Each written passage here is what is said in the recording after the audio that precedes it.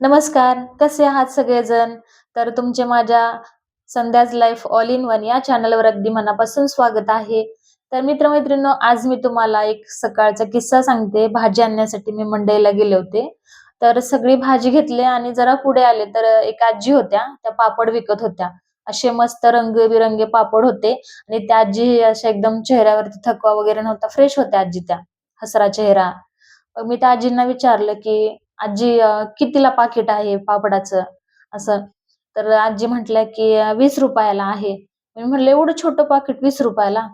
तर त्या त्याच्यावर एक स्मित हास्य देऊन म्हणाल्या, की "अगं बाई, तुला खायचेत ना पापड, तुला आवडले असतील तर घेऊन टाक ना. उद्याचं कोण बघितलंय? घे मस्तपैकी तळ आणि तळून खा." बरं बाई. मग मी म्हटलं, की मनातल्या मनात म्हटलं, की ह्यांना काय आपलं माल खपवायचं असतं कसं तरी म्हणून गोड बोलतात हे.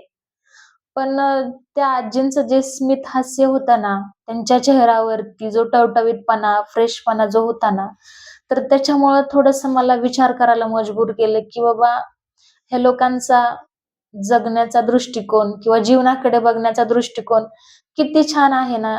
एवढं वयस्कर माणूस होऊन सुद्धा त्यांच्या चेहऱ्यावरचं स्मित हास्य समोरच्या माणसाला आकर्षित करतं. जीवनाकडे पॉझिटिव्हतेने बघण्याला मजबूर करतं. खरंच म्हणजे मला खूप असं त्यांचं ते हास्य भावलं आणि आपण बघा, थोडंसं जरी काय झालं, थोडंसं जरी कुणी बोललं, तर दिवसभर त्याच्यावरच आपण झुरत बसतो. त्याच्यावरच आपला वेळ, अनमोल क्षण वाया घालवतो.